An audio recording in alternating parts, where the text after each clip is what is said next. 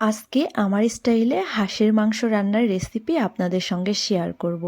এইভাবে হাঁসের মাংস রান্না করলে একদম কোনো প্রকার স্মেল থাকবে না হাঁসে।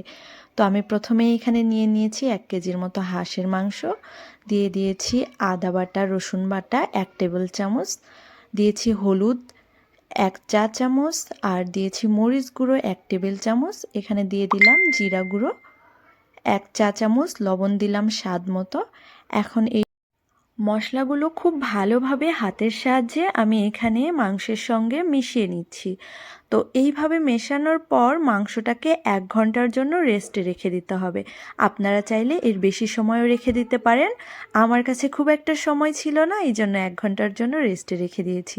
তো এই তো আমি 1 ঘন্টা পর চলে এসেছি, এখন রান্নার পালা। চলুন রান্না শুরু করা যাক। প্রথমেই আমি এখানে একটা কড়াইয়ে তেল দিয়ে দিলাম। তেলটা গরম হয়ে এলে এর মধ্যে দিয়ে দিলাম পেঁয়াজ কুচি 1 কাপ পরিমাণ। পেঁয়াজ কুচি দিলাম, দেওয়ার পর এখানে একটা জিনিস দেখায়, এই যে দেখতে পাচ্ছেন কচুর ডাঁটা, এই ডাঁটাটা ব্যবহার করব। সঙ্গে নিয়েছি কিছু গরম মশলা। তো কি পরিমাণ গরম মশলা দিয়েছি সেটা আপনাদেরকে দেখিয়ে নিচ্ছি আমি। এরপর এই গরম মশলাগুলো আমি থেতো করে নিয়েছি। আর প্রথমে এখানে দিয়ে দিলাম 2টা তেজপাতা, 1টা দারচিনি। এটা গোটা দিয়েছি, গোটা দিয়ে আমি পেঁয়াজটাকে নরম হতে দিয়েছি। তো পেঁয়াজটা নরম হয়ে গিয়েছে, এই পর্যায়ে মাংসগুলো দিয়ে দিলাম। এখন খুব ভালোভাবে এটাকে আমি চামচের সাহায্যে মিশিয়ে নিচ্ছি। এখন ঢাকনা দিয়ে ঢেকে রেখে দেব 2 মিনিটের জন্য। 2 মিনিট পর চলে আসলাম, দিয়ে দিলাম সেই কচুর ডাঁটাটা। কচুর ডাঁটা দেওয়ার কারণ হচ্ছে হাঁস খেলে কিন্তু অনেকের শরীর ব্যথা করে। এইভাবে যদি কচুর ডাঁটা ব্যবহার করেন সামান্য একটু পরিমাণে, তাহলে শরীর ব্যথা করবে না। এই পর্যায়ে দিয়ে দিলাম থেতো করে রাখা গরম মশলাগুলো।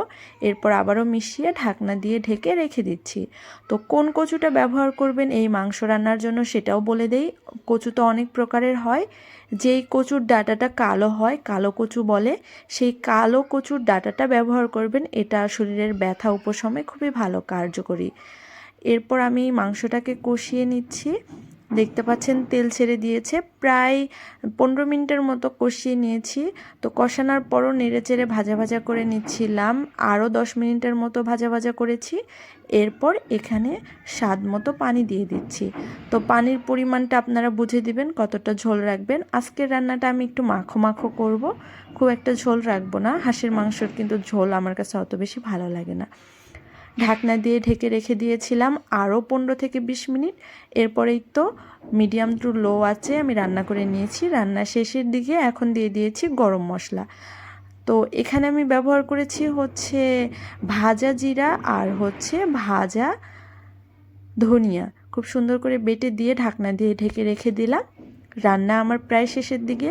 এখন চুলাটাকে বন্ধ করে দিয়েছি। দেখতে পাচ্ছেন কত সুন্দর একটা কালার চলে এসেছে। আপনারা অবশ্যই এই রেসিপিটি বাসায় ট্রাই করবেন আর একটু লাইক কমেন্ট করে দিয়ে